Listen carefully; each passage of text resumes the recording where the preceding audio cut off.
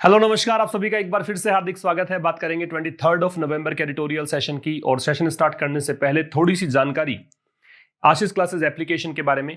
ये एप्लीकेशन आप डाउनलोड कर सकते हैं प्ले स्टोर से। डिस्क्रिप्शन में इसका लिंक भी दिया हुआ है। डिस्क्रिप्शन में टेलीग्राम चैनल का लिंक भी दिया है। जो भी आपका एक इवनिंग का सेशन होता है, फ्रंट पेज आर्टिकल हम डिस्कस करते हैं अलग अलग न्यूज़पेपर से, उसका पीडीएफ आपको टेलीग्राम पर मिलता है, तो टेलीग्राम को भी आप ज्वाइन कर सकते हैं। यहाँ पे इस प्रकार के पेड कोर्सेज आपको नजर आते हैं।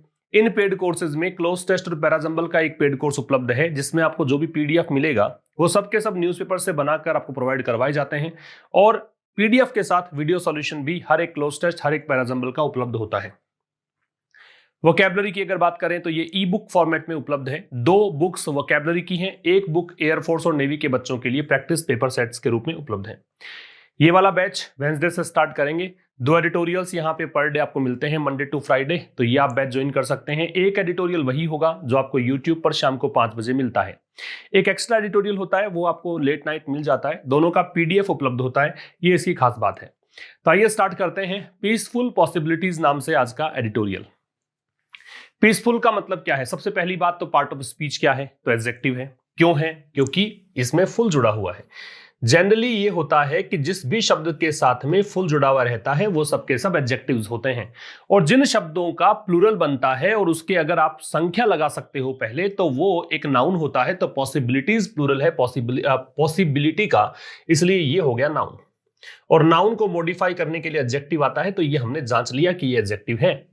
तो पीसफुल पॉसिबिलिटीज का मतलब है शांतिपूर्ण संभावनाएं। ठीक है, जम्मू कश्मीर के बारे में यह आर्टिकल आपको बताएगा। ठीक है, पेन नोटबुक लेकर बैठिए। और एक और चीज, अगर आप वास्तव में अंग्रेजी को फील करना चाहते हैं, अगर अंग्रेजी की हर एक चीज को बारीकी से सीखना चाहते हैं, तो बहुत एक सिंपल सा तरीका बताता हूं आपको। आप क्या कर सकते हैं, आप जो भी मेरे से सीखते हैं वो सब आप कहीं ना कहीं पढ़ाइए। अपने भाई को पढ़ा सकते हैं, अपने फ्रेंड को पढ़ा सकते हैं, है ना, छोटे भाई बहन, उनको पढ़ाइए। आपके एरिया में कोई भी ऐसा बच्चा हो जो तैयारी कर रहा हो कॉम्पिटिटिव एग्जाम की, उसको अंग्रेजी पढ़ा सकते हैं। जो भी आप सीखते हैं अगर आप उसको डिलीवर कर लेते हैं तो बहुत अच्छे से आपको कॉन्सेप्ट अच्छे से समझ में आ जाएगा, है ना। मैंने भी इंग्लिश ऐसे ही सीखी है। आप बहुत बच्चे पूछते हैं सर आपने इंग्लिश कैसे सीखी? ऐसे ही सीखा है, पढ़ा पढ़ा कर ही सीखा है। बहुत सालों से पढ़ा रहा हूं, तो वैसे ही आप भी कर सकते हैं। जो भी आप सीख रहे हैं उसको डिलीवर करो। डिलीवर करोगे तो एक तो अच्छे से कॉन्फिडेंस आएगा आप में, और डिलीवर करते समय आप अपने आप को तैयार करके जाते हो कि भी मेरी बेइज्जती नहीं हो जाए, कम से कम मुझे तो आना ही चाहिए। तो आप अच्छे से रिवीजन भी करते हो। इंटरेस्टिंग एक अप्रोच है, ये आप अपना कर देखो, मुझे लगता है बहुत ही फायदेमंद रहेगी। ठीक है ना। चलो, the coming local body elections. Coming का मतलब जो आ रहे हैं, है ना, ये आपका प्रेजेंट पार्टिसिपल है। हालांकि ये कमिंग आप एडजेक्टिव फॉर्म में ही मानो, क्योंकि लोकल बॉडी इलेक्शंस हैं, ये तो एक नाउन हो गया, है ना। लोकल बॉडी का मतलब स्थानीय निकाय के चुनाव। और कौन से स्थानीय निकाय के चुनाव? जो आ रहे हैं, जो होने वाले हैं। कहां पर होने वाले हैं? जम्मू कश्मीर में। ठीक है। कुड बी, ये कुड पॉसिबिलिटी बता रहा है, वर्तमान की संभावना है, वो हो सकता है। कुड यहां पे मॉडल है, मॉडल के साथ में बेस फॉर्म आती है, तो ये बेस फॉर्म बी है। तो ये संभावना हो सकता है किसकी? एक अवसर की। अपॉर्चुनिटी, अवसर। किसका अवसर है? टू ओपन, खोलने का। क्या? अ न्यू पॉलिटिकल डायलॉग, एक नया राजनीतिक डायलॉग, मतलब संवाद, वार्तालाप। किसमें? इन द यूनियन टेरिटरी, केंद्र शासित प्रदेश में। किसके लिए है? जम्मू कश्मीर के लिए। पर्टिकुलरली, विशेष करके, ऑन द क्वेश्चन, उस प्रश्न पर, of restoring its statehood. Restoring, पुनर्बहाल करना। इट्स, ये यूनियन टेरिटरी के लिए है, जम्मू कश्मीर के लिए है। पजेसिव एडजेक्टिव है। पजेसिव एडजेक्टिव अपने बाद में क्या लेता है? नाउन। और एक बात और याद रखना, हुड एंडिंग जो वर्ड्स होते हैं वो सबके सब नाउन ही होते हैं। जैसे कि चाइल्डहुड कर दीजिए, बॉयहुड कर दीजिए, है ना। वैसे स्टेटहुड है तो राज्य। तो अपना जो राज्य का दर्जा है उसको रिस्टोर करने के प्रश्न पर, ये टुकड़ों में तोड़ के बताया मैंने। अब देखो पूरी कहानी क्या है। जो अभी चुनाव होने वाले हैं स्थानीय निकाय के जम्मू कश्मीर में, वो एक अवसर हो सकता है कि एक नया राजनीतिक संवाद वहां पे स्थापित हो सकता है केंद्र शासित प्रदेश के अंदर। विशेष करके किस प्रश्न पर? इसके राज्य के दर्जे को फिर से बहाल करने के प्रश्न पर। कि चुनाव लड़े जाएंगे पार्टीज के द्वारा, पार्टी का जो भी घोषणा पत्र होगा उसमें पार्टी जो भी मतदाताओं को रिझाएगी, अपनी ओर लेकर आएगी, उसमें एक बात शामिल होगी कि हम आपको वापस से इस राज्य का इस जम्मू कश्मीर का स्टेटहुड वाला दर्जा जो था, विशेष राज्य का दर्जा था, वापस लौटा कर देंगे। इस मुद्दे पर चुनाव लड़े जाएंगे, ये कहना चाहता है। रिस्टोरिंग क्यों है? क्योंकि ये प्रेपोजिशन है। प्रेपोजिशन के बाद में आपको पता होना चाहिए, प्रेपोजिशन अपने बाद में ऑब्जेक्ट लेता है, और जब वर्ब को ऑब्जेक्ट बनाने की बात आती है तो आपके पास एक ऑप्शन रहता है कि उस वर्ब के साथ में आईएनजी प्लेस कर दो। इस कारण से रिस्टोरिंग है। आगे देखिए, in the first democratic exercise, in the first democratic लोकतांत्रिक एक्सरसाइज प्रक्रिया, तो पहली लोकतांत्रिक प्रक्रिया के रूप में कब से? सिंस लगता है एक प्रकार से टाइम से पहले, है ना, निश्चित समय से पहले। ये कब की बात है? ये 5 अगस्त 2019 की बात है, जब केंद्र सरकार ने जम्मू कश्मीर का विशेष राज्य का दर्जा खत्म कर दिया था, इसे यूनियन टेरिटरी में तब्दील कर दिया था, उसकी बात कर रहा है। तो उस समय से, जब से केंद्र ने रिवोक किया, रिवोक का मतलब होता है नलीफाई करना। रिवोक से मतलब क्या होता है यहां देखना, रिवोक का मतलब है नलीफाई करना, रिवोक का मतलब है रेसिंड करना, रेसिंड का मतलब रद्द करना, ठीक है, नलीफाई करना, और क्या कह सकते हो? एब्रोगेट करना। ये होते हैं इसके मीनिंग रिवोक के। रिवोक का मतलब रद्द करना, समाप्त कर देना, है ना, उसको बोलता है रिवोक। तो कब से? जब से केंद्र ने राज्य जम्मू कश्मीर का जो विशेष दर्जा है, स्पेशल विशेष स्टेटस दर्जा, उसको रिवोक कर दिया, उसको रद्द कर दिया, एंड और क्या किया? रिकॉग्नाइज्ड, और इसको पुनर्गठित, रीऑर्गेनाइज्ड, उसे पुनर्गठित किया। किस रूप में? इट किसके लिए आ रहा है? जम्मू कश्मीर के लिए। Into 2 UTs, UTs union territories, 2 union territory में तब्दील कर दिया। कब की बात है? अगस्त 2019 की बात है।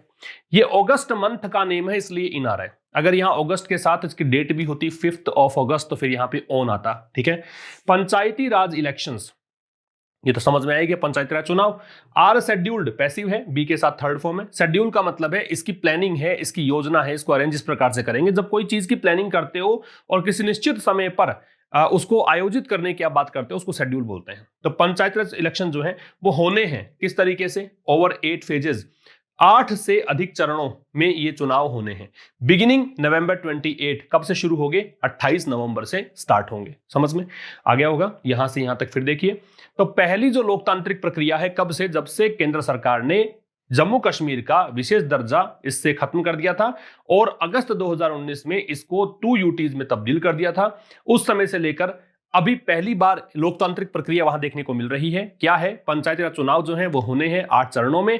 कब से स्टार्ट होंगे? 28 नवंबर से। आगे देखिए, फॉर द फर्स्ट टाइम, पहली बार, दिस पार्ट ऑफ इंडिया, ये जो हिस्सा है भारत का, कौन सा? Jammu Kashmir, will have the entire 73rd constitutional amendment, 73वां कॉन्स्टिट्यूशनल संवैधानिक अमेंडमेंट संशोधन। कमिंग इनटू ऑपरेशन का मतलब ये लागू हो जाएगा, कह सकते हो। कमिंग इनटू ऑपरेशन का मतलब कोई चीज ऑपरेशन में आ जाए, इसका मतलब वो चीज लागू हो जाएगी। वो चीजें मतलब कह सकते हो कि वो फिर से स्टार्ट कर दी जाएगी। तो क्या कह रहा है कि पंचायती राज इलेक्शन मतलब जो है यहां तक तो हो गया था। फॉर द फर्स्ट टाइम, पहली बार, ये जो भारत का हिस्सा है, जम्मू कश्मीर की बात कर रहे हैं, ये जो भारत का हिस्सा है, ये इसमें मतलब ये पूरी तरीके से एंटायर का टोटल होता है, कंप्लीट होता है। तो इस भारत के हिस्से में पूरी तरीके से 73वां संविधान संशोधन जो है वो ऑपरेशन में आ जाएगा, है ना, वो लागू हो जाएगा। समझ में आ गया होगा। ये तो फर्स्ट स्लाइड में है। आगे देखिए, इन अक्टूबर में, यह बात आ गई अक्टूबर की। अक्टूबर में क्या होगा? तो फिर देखो, मंथ का नेम है, मंथ का नेम है तो क्या लगाते हैं? इनका प्रयोग करते हैं। डेट लगा दोगे तो क्या लगाते हैं? ऑन लगाते हैं। तो अक्टूबर में द यूटी एडमिनिस्ट्रेशन, ये हो गया केंद्र शासित प्रदेश का प्रशासन, ठीक है। तो यूटी जो प्रशासन है, अमेंडेड, इसने संशोधन किया, अमेंड की सेकंड फॉर्म है। द पंचायती राज एक्ट, कब? किसका? पंचायती राज अधिनियम का। जो भी एक्ट होता है उससे पहले दे लगता है, तो देख सकते हैं पंचायती राज एक्ट से पहले दे लग रहा है। ये छोटी छोटी बातें होती हैं ग्रामर की, जो आपको एग्जाम में रटने की जरूरत नहीं पड़ती। अगर आप इस प्रकार से मेरे साथ रेगुलर पढ़ रहे हो तो फिर निश्चित रूप से ये चीजें आपके दिमाग में स्टोर हो गई होंगी। मैं उन बच्चों की बात कर रहा हूं जो काफी समय से लगातार ये सेशन देख रहे हैं, है ना। अगर आप नए हैं तो निश्चित रूप से आपको हमेशा कंटिन्यू रहना चाहिए। शाम को 5 बजे आप वेट करें सेशन का। आपको ये सेशन मिलता है, हर दिन मिलता है, विदाउट फेलिंग। इसमें कोई दो राय नहीं है कि सोमवार से शुक्रवार तक सेशन नहीं मिलेगा, मिलता ही है आपको। तो ये जरूर से देखें आप। इन अक्टूबर में the UT administration amended the Panchayati Raj act. UT administration ने क्या किया? पंचायती राज एक्ट को संशोधित किया, प्रोवाइडिंग फॉर, प्रोवाइड करते हुए, प्रोवाइड का प्रदान करना, क्या?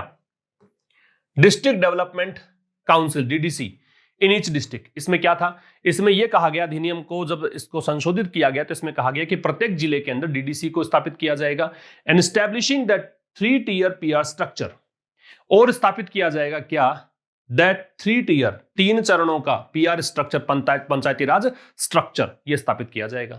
तो अक्टूबर के अंदर यूटी एडमिनिस्ट्रेशन ने पंचायती राज एक्ट को संशोधित किया, प्रोवाइड करते हुए क्या चीज, डीडीसी हर एक जिले में दी जाएगी, और स्टैब्लिश करते हुए क्या, 3 चरणों में पीआर स्ट्रक्चर को स्टैब्लिश करते हुए, along side the election of 280 DDC members. Along side का मतलब उसके पैरेलल, ठीक है।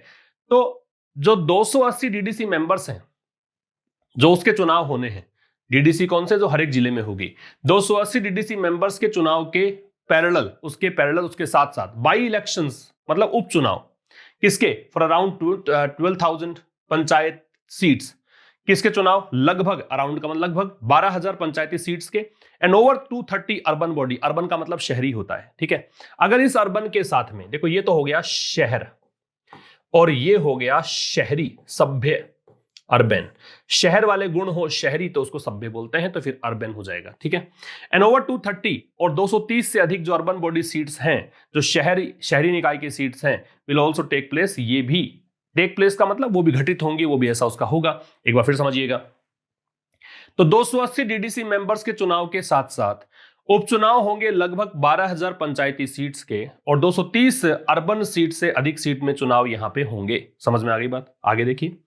पीसफुल पार्टिसिपेटरी इलेक्शन, पीसफुल का मतलब शांतिपूर्ण, पार्टिसिपेटरी का मतलब होता है जिसमें मतलब पार्टिसिपेट करने योग्य, इलेक्शन का मतलब भागीदारी से संबंधित, इलेक्शन का मतलब चुनाव। तो शांतिपूर्ण पार्टिसिपेटरी चुनाव इन अ ट्रबल्ड रीजन, कहां पर, एक ऐसे क्षेत्र में जो ट्रबल्ड है, मुसीबतों से घिरा हुआ है। रीजन हो गया नाउन, ट्रबल्ड हो गया एडजेक्टिव, ए लगा हुआ है उससे समझ लो, ए के बाद में 2 शब्द हैं, ट्रबल्ड है, रीजन है, आप कहोगे सर आगे भी है, लेकिन आपको 3 शब्द एक सीरीज में काउंट करने हैं, एडवर्ब, एडजेक्टिव, नाउन, उसके अलावा कोई शब्द आए तो सीरीज को ब्रेक मान लीजिएगा। तो ट्रबल्ड यहां पे एडजेक्टिव है, रीजन यहां पे नाउन है। तो शांतिपूर्ण पार्टिसिपेटरी इलेक्शन कहां पर, एक ऐसे क्षेत्र में जो मुसीबतों से घिरा हुआ है। Can be the most forceful demonstration, can be हो सकता है, द मोस्ट फोर्सफुल सबसे ज्यादा, एक फोर्सफुल का मतलब दबाव बढ़ाने वाला, डेमोन्स्ट्रेशन प्रदर्शन ऑफ द रिजिलियंस, रिजिलियंस का मतलब लचीलापन, फ्लेक्सिबल, मतलब आप प्लायबिलिटी जिसमें हो, लचीलापन जिसमें हो, इलास्टिसिटी जिसमें हो, प्रत्यास्थता गुण जिसमें हो, जिसको खींचो आप फिर से उसी फॉर्म में आ जाए, उसको रिजिलियंस बोलते हैं, ठीक है। तो वो क्या है, एक डेमोन्स्ट्रेशन है किसका, ऐसे भारतीय लोकतंत्र का, मतलब भारतीय लोकतंत्र के रिजिलियंस का, भारतीय लोकतंत्र के लचीलेपन का, कि भारतीय लोकतंत्र देखो कितना लचीला है। कैसे समझाया इसको, कि शांतिपूर्ण पार्टिसिपेटरी रिलेशन, वो भी कहां पे, एक ट्रबल्ड रीजन के अंदर, वो हो सकता है एक सबसे बड़ा बलपूर्वक, एक कह सकते हो इसको मोस्ट फोर्सफुल का यूं मान लो कि सबसे बेहतरीन किस्म का प्रदर्शन है, ठीक है, सबसे आला दर्जे का प्रदर्शन है किसका, भारतीय लोकतंत्र के रिजिलियंस का, कि भारतीय लोकतंत्र कितना मतलब रिजिलियंस है, कितना मतलब लचीलापन इसके अंदर है, कि एक ट्रबल्ड रीजन है, वहां पे आप लोकतांत्रिक प्रक्रिया को अंजाम देने जा रहे हो, तो ये भारतीय लोकतंत्र में संभव है। It is for this reason, it को देखकर है, यही वो कारण है दैट की इलेक्शंस आर ए टारगेट, की इलेक्शंस जो है एक लक्ष्य है, टारगेट है, फॉर दोज, उन लोगों के लिए, हु, ये दोज और हु का कॉम्बिनेशन हमेशा याद रखिए, हु से पहले you will never find they और देम, ठीक है, provided you have a verb after it, अगर इसके बाद में वर्ब है तो ही आप याद रखें कि दे और देम यहां पे नहीं मिलना चाहिए, दोज होना चाहिए। तो कह रहे इसी कारण से इलेक्शंस जो है टारगेट है उन लोगों के लिए जो विश्वास करते हैं that only violence can achieve popular aspirations, क्या विश्वास करते हैं कि केवल हिंसा से ही क्या कर सकते हो, लोगों की इच्छाओं को अचीव कर सकते हो। पॉपुलर का मतलब जनमानस की इच्छाएं, मतलब पॉपुलर का मतलब लोगों से है, एस्पिरेशंस का मतलब इच्छाओं से है, डिजायर से है, विश से है, ठीक है, यर्निंग से है, हैंकरिंग से है। आप बहुत सारे इसके क्रेविंग, हैंकरिंग ये सब निकाल सकते हो, यहां लिख देता हूं मैं एस्पिरेशन के सिनोनिम्स। एस्पिरेशन के सिनोनिम्स के रूप में आप ले सकते हो हैंकरिंग, एस्पिरेशन के सिनोनिम के रूप में आप ले सकते हो यर्निंग, ठीक है, इसको ले सकते हो डिजायर, ये सब इसके सिनोनिम है, इच्छाओं को बोलते हैं। पॉपुलर ना लोगों से मतलब है। तो इसी कारण से अब देखो भारतीय लोकतंत्र की ये पहचान है कि यहां पे देखो कितनी ही मुश्किलें थी, जम्मू कश्मीर में ट्रबल्ड रीजन आज भी है, फिर भी यहां पे देखो आराम से चुनाव हो पाएंगे, लोग भागीदारी से मतलब लोग अपनी भागीदारी निभाएंगे, तो इसी कारण से ये लोगों को जम नहीं रहा है। इसी कारण से क्या है, इलेक्शन लक्ष्य है, टारगेट है उन लोगों का जिनको लगता है कि अगर वहां के लोगों की इच्छाओं की प्राप्ति करनी है तो हिंसा ही एक साधन हो सकता है कश्मीर में। ठीक है। 4JEM मिलिटेंट्स, ये जैश ए मोहम्मद के 5-4 जो उग्रवादी हैं, लड़ाके हैं, हमलावर हैं, मिलिटेंट्स का उग्रवादी होता है। हु यहां पे इसके लिए आ रहा है, तो वो उग्रवादी, वो हमलावर हु वर प्लानिंग, जो कि योजना बना रहे थे टेरर अटैक, एक आतंकी हमले का, किसमें, इन द वैली, घाटी में। घाटी कौन सी, जम्मू कश्मीर वाली। टू डिसरप्ट, किसके लिए, व्यवधान डालने के लिए, खलल डालने के लिए। डिसरप्ट डिस्टर्ब करना, डिसरप्ट बराबर क्या करोगे, डिस्टर्ब करना। किसके लिए, डिस्टर्ब करने के लिए। द इलेक्शंस, किसको, चुनावों को। एंड और क्या, सो का मतलब बोना होता है, बीज बोने को बोलते हैं, लेकिन यहां पे इसका मतलब कर सकते हो ट्रिगर, इसका मतलब आप कर सकते हो कोज, इसका मतलब आप कर सकते हो ब्रिंग अबाउट, मतलब कारण बनना। ठीक है। कैओस का मतलब होता है अव्यवस्था, डिसऑर्डर। वर न्यूट्रलाइज लास्ट वीक, न्यूट्रलाइज मतलब किसी से न्यूट्रलाइज कर दिया, मतलब उसका प्रभाव खत्म कर दिया आपने, है ना, उस चीज को आपने, एक्टिवेशन की जो स्थिति थी उसको खत्म, निष्क्रिय कर दिया।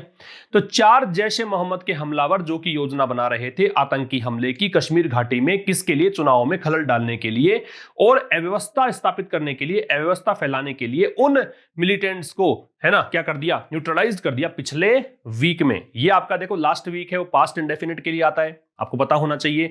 Last week, last month, last year, ऐसा कुछ भी हो तो पास्ट इंडेफिनिट है, सिंपल पास्ट के लिए आता है।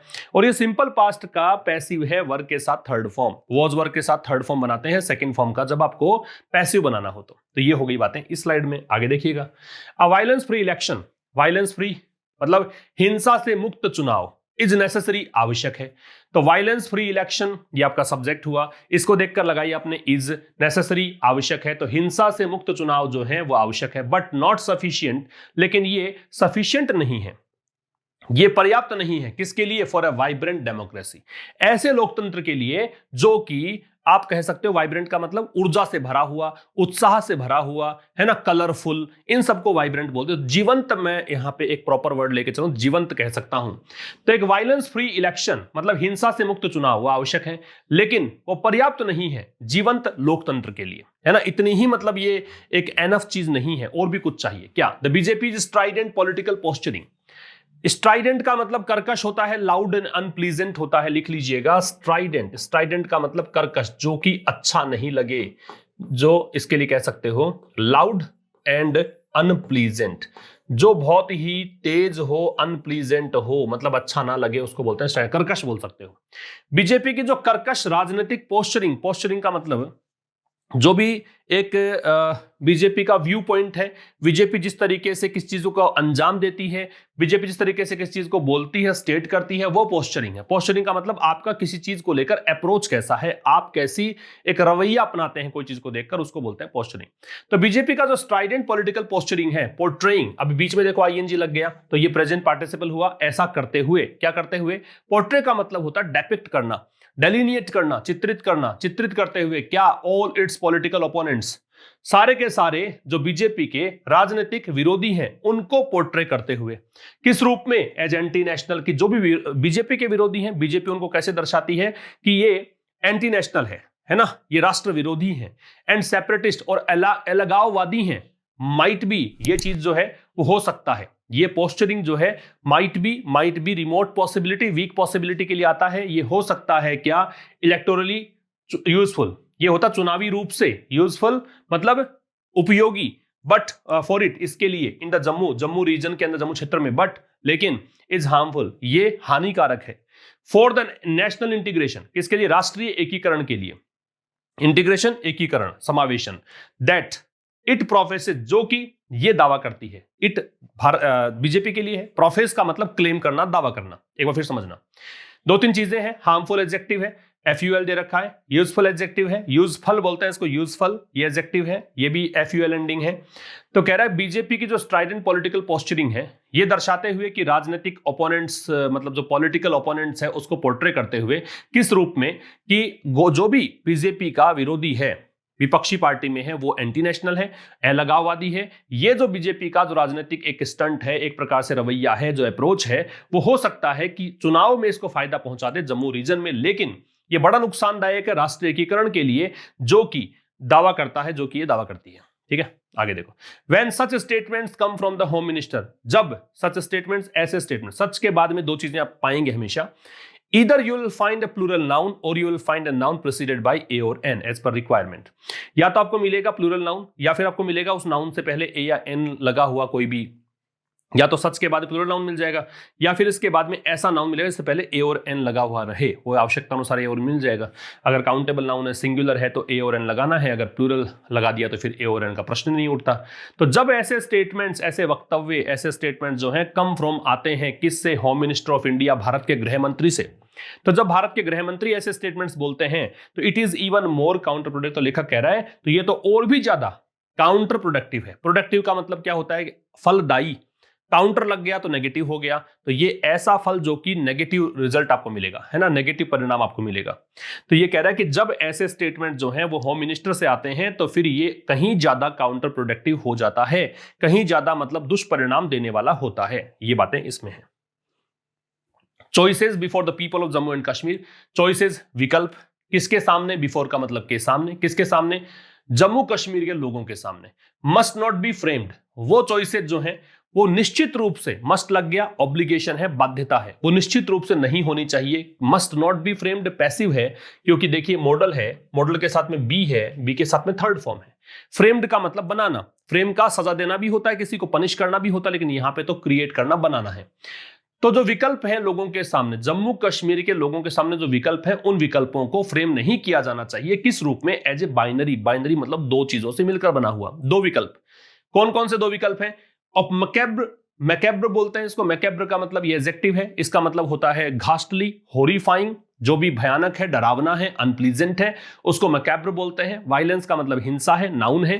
और इस्लामिस्ट सेपरेशन, इस्लामिस्ट पता ही आपको, इस्लाम से संबंधित, सेपरेटिज्म, अलगाववाद, एंड डिह्यूमनाइजिंग, डिह्यूमनाइजिंग का मतलब अमानवीय, मानवीय गुणों से रहित करने वाला।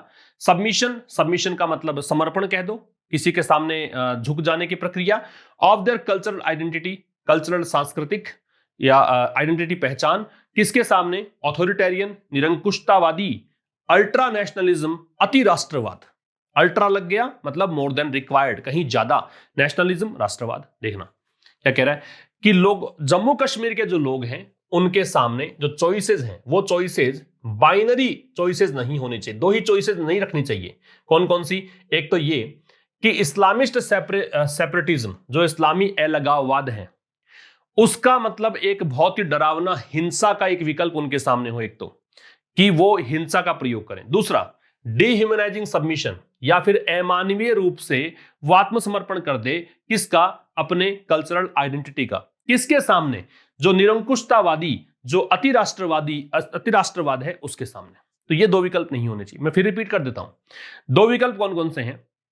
या तो वो हिंसा का सहारा ले, है ना, तभी उनका मतलब सर्वाइवल हो, या फिर वो अपने कल्चरल आइडेंटिटी को भूल जाएं। निरंकुशतावादी जो भी सिस्टम है, जो अति राष्ट्रवाद है, उसके सामने वो अपने कल्चरल आइडेंटिटी की पहचान खो दें। ये दो विकल्प ही नहीं होने चाहिए। There are other viable possibilities. अब कह रहा है और भी। अब ये अदर वाइबल पॉसिबिलिटीज को देखकर आर है, क्योंकि देयर से स्टार्ट होने पर इन्वर्जन लगता है। इन्वर्जन का मतलब क्रिया है, वो सब्जेक्ट से पहले आएगी। अदर का मतलब अन्य, वाइबल का मतलब प्रैक्टिकल, पॉसिबिलिटीज का संभावनाएं, वाइबल एडजेक्टिव है। तो कह रहा है कि अन्य कुछ प्रैक्टिकल संभावनाएं हैं, किसके लिए? For Jammu and Kashmir progressive, respectful and accommodative association with the rest of India.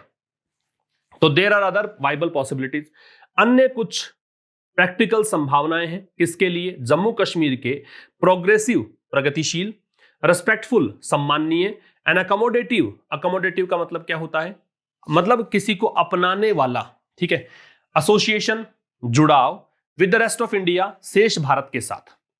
तो अन्य वाइबल पॉसिबिलिटीज भी हैं, जम्मू कश्मीर के प्रगतिशील, सम्माननीय और अपनाने वाले एसोसिएशन का शेष भारत के साथ। विच, जो कि, विच यहां पे किसके लिए आ रहा है? पॉसिबिलिटीज के लिए। वो पॉसिबिलिटी जो कि प्रिजर्व, संरक्षित रखती है, सुरक्षित रखती है नेशनल इंटीग्रिटी, राष्ट्रीय एकीकरण को, and honour the regions identity, और क्षेत्र के पहचान का सम्मान करती है, ऑनर करती है। ठीक है, फिर समझना, अन्य कुछ प्रैक्टिकल या व्यवहारिक संभावनाएं हैं जम्मू कश्मीर के किसके लिए? जम्मू कश्मीर के एसोसिएशन के लिए।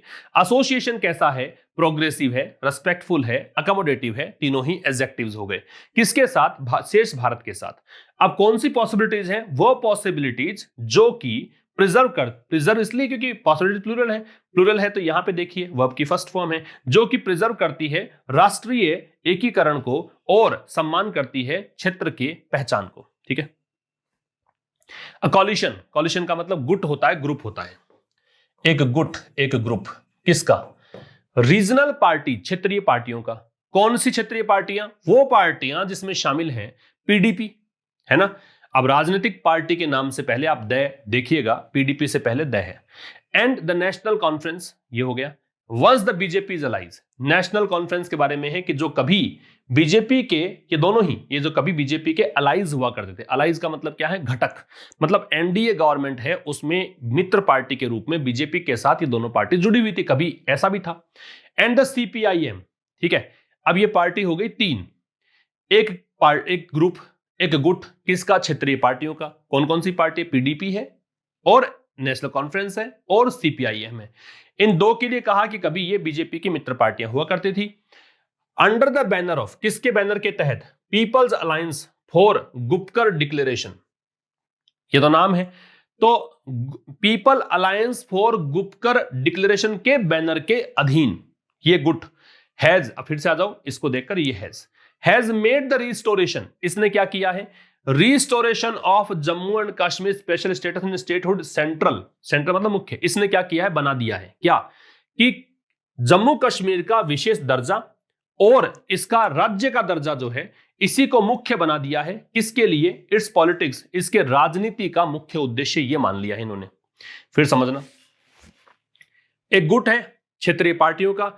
क्षेत्रीय पार्टियों कौन कौन सी पार्टी है? पीडीपी है, नेशनल कॉन्फ्रेंस है, ये दोनों पार्टियां बीजेपी की कभी मित्र पार्टियां हुआ करती थी, और सीपीआईएम है।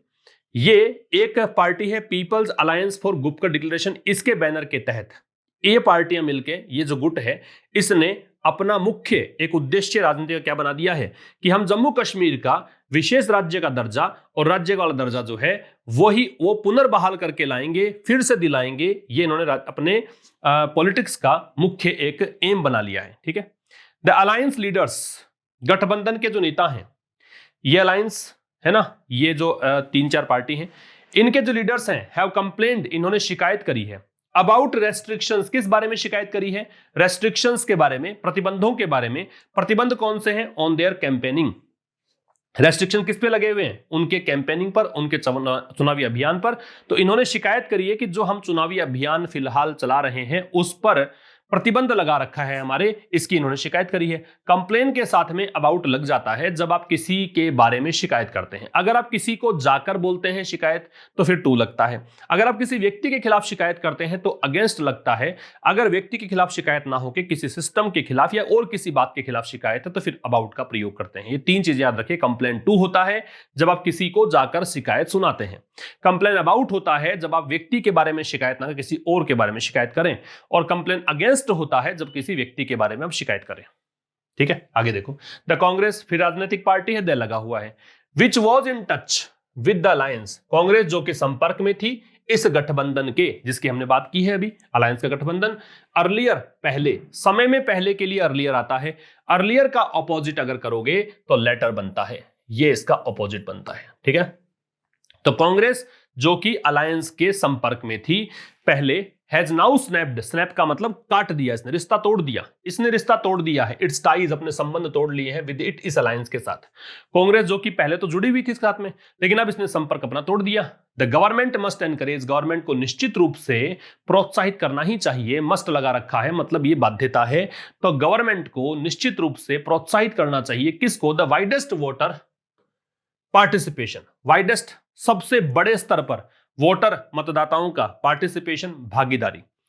तो गवर्नमेंट को निश्चित रूप से सबसे बड़े स्तर पर जो मतदाताओं की भागीदारी है उसको एनकरेज करना चाहिए। द क्लियरेस्ट रूट, ये क्या है? ये सबसे साफ सुथरा, डिग्री सुपरलेटिव है, रूट है, मार्ग है। टू दिस, इसका, being through an unrestrained and free wheeling campaign. ठीक है, बीइंग थ्रू, बीइंग मतलब होना, थ्रू मतलब इस माध्यम से, किस माध्यम से? अनरिस्ट्रेन्ड, अनियंत्रित फ्री व्हीलिंग का मतलब भी स्वतंत्र है, जिस पर किसी का नियंत्रण ना हो, जो नियमों के अनुसार ना चले। कैंपेन चुनावी अभियान। दैट जो कि मोबिलाइजेज, जो मोबिलाइज करता है, जो गतिशील बनाता है, जो इकट्ठा करता है। एंड एक्सप्रेसेज और अभिव्यक्त करता है क्या, द होल रेंज, पूरा का पूरा स्तर और पब्लिक ओपिनियन, लोगों की राय का। एक बार फिर समझना, the government must encourage, government को निश्चित रूप से प्रोत्साहित करना चाहिए जो बड़े वोटर पार्टिसिपेशन को, कि अधिक से अधिक संख्या में लोग मतदान दें, इसको प्रोत्साहित करें। The clearest route to this being through an unrestrained and free willing campaign, तो कह रहा है कि सबसे जो साफ सुथरा रूट है इसका, कि आप लोगों की भागीदारी बढ़ाना चाहते हैं, मतदाता अधिक से अधिक संख्या में वोट डालें, इसका जो सबसे साफ सुथरा रूट है, सबसे क्लियरेस्ट रूट है, वो किस में से होकर गुजरेगा? वो गुजरेगा कि कैंपेन जो चला रही है चुनावी पार्टियां, वो उसी की बात से है। पिछले में जो हमने पढ़ा था कि राजनीतिक पार्टियां जो हैं वो शिकायत कर रही हैं कि चुनावी अभियान में खलल डाला जा रहा है, प्रतिबंध लगाए जा रहे हैं, उसी के बारे में है। ये तभी हो पाएगा जब राजनीतिक पार्टियां जो हैं वो अनियंत्रित तरीके से, मतलब उन पर किसी का नियंत्रण या दबाव नहीं होना चाहिए, उन पर कोई कानून कायदे थोपे नहीं जाने चाहिए। फ्री व्हीलिंग का मतलब कानून कायदे के अनुसार ना हो, अपनी खुद की इच्छा से हो, फ्रीलांसिंग हो, ठीक है, तो वो कैंपेन चलाए। जो कि अब ये कैंपेन जो है, वो कैंपेन क्या कर सकता है? मोबिलाइज कर सकता है, एक्सप्रेस कर सकता है the whole range of public opinion, जो भी लोगों की राय है उसको व्यक्त करने के काम आएगा कैंपेन, ठीक है। All that might be said would not be acceptable. All जो कुछ भी, दैट इसी को देखकर है। याद रखिएगा, ऑल लग जाता है तो फिर आपके पास रिलेटिव प्रोनाउन के रूप में ऑप्शन ना हु रहता है, ना विच रहता है, केवल आप दैट लगा सकते हैं, तो ये दैट लगा हुआ है। All that might be said, अब ये पैसिव वॉइस है, जो कुछ भी कहा जा सकता है। वुड नॉट बी एक्सेप्टेबल, वो एक्सेप्टेबल नहीं होगा, और डिजायरेबल, और वो वांछनीय नहीं होगा, ठीक है। तो all that might be said, जो कुछ भी कहा जा सकता है, वुड नॉट बी एक्सेप्टेबल, वो एक्सेप्टेबल नहीं होगा या फिर डिजायरेबल नहीं होगा। बट, लेकिन, मीनिंगफुल डायलॉग, लेकिन अर्थपूर्ण संवाद, ऐसा संवाद जिसका कोई मीनिंग निकले, इज इसेंशियल, वो जरूरी है। इसेंशियल सिग्निफिकेंट है, कंसिडरेबल है, इंपॉर्टेंट है, वाइटल है। And elections are the best way, और चुनाव जो है वो सबसे सर्वश्रेष्ठ तरीका है to open up peaceful possibilities, किसके लिए? शांतिपूर्ण संभावनाओं को ओपन अप करने के लिए, खोलने के लिए, ऐसी संभावनाओं को ओपन करने से शांतिपूर्ण समाधान दे सकती हो। समझ गए? तो ये था आज का एडिटोरियल। बात करेंगे रिवीजन की, तो मैकेब्र जो वर्ड है इसको जोड़िएगा घास्टली से। घास्टली का मतलब होता है डरावना। एक नंबर को जोड़ेंगे डी से। दूसरा एस्पिरेशन है, एस्पिरेशन से मतलब होता है इच्छा, तो ये हैंकरिंग से जुड़ जाएगा, ए से जुड़ जाएगा। तीसरा है कैओस, कैओस का मतलब होता है डिसऑर्डर, तो यहां पे जुड़ जाएगा ई से। फिर सो है, सो का मतलब बताया था मैंने कि बोना भी होता है, लेकिन किसी का कारण बनना भी होता है, तो कोज, ब्रिंग अबाउट, ये सब था, तो यहां पे जोड़ दीजिएगा बी से। और रेजिलियंस जो शब्द है, रेजिलियंस का मतलब फ्लेक्सिबिलिटी होता है, लचीलापन होता है, तो सी से। तो ये आपके आंसर हैं इसके, इसका स्क्रीनशॉट आप ले सकते हैं। इसके बाद बात करेंगे ट्रांसलेशन की। पहला सेंटेंस देखिए, आगे से मुझसे कभी बात मत करना, ये बोल लेते हैं आप लोग, है ना? तो कैसे बोलेंगे इसको? As of now don't talk to me, don't talk to me, बात मत करो, बात मत करना। एज ऑफ नाउ, आगे से मुझसे कभी बात मत करना, है ना? आगे देखो, मुझ पर अपने धौंस मत जमाओ, ऐसा भी बोल देते हैं कई बार, तो डोंट बॉस मी अराउंड। ये चीजें आप डेली लाइफ में यूज करोगे तभी आपको याद रहेंगी। अगर आप बस ये पढ़कर फॉर्मेलिटी पूरी करोगे तो इनका कोई महत्व नहीं है ना। मैं बहुत सारी चीजें निकाल कर लेकर आता हूँ, कंपाइल करता हूँ, यहाँ बताता हूँ, डिलीवर करता हूँ। बहुत सारे सेंटेंसेस आपके पास इकट्ठे हो भी गए होंगे। अगर आपने उनको रूटीन में यूज करना शुरू नहीं किया तो यूज करना शुरू करो, बहुत फ्रूटफुल रहेगा। नेक्स्ट है, नाम बड़े और दर्शन छोटे, ये कहावत है। इसके लिए ग्रेट क्राई लिटिल वुल, ग्रेट क्राई लिटिल वुल। तो ये आपका एडिटोरियल हुआ आज का। आज नाइट में जो सेशन होगा हमारा फ्रंट पेज आर्टिकल का, वो कंटिन्यू हम करेंगे ही। तो मुलाकात होगी इस सेशन के थ्रू कल शाम 5 बजे। तब तक के लिए नमस्कार, थैंक्स अ लॉट।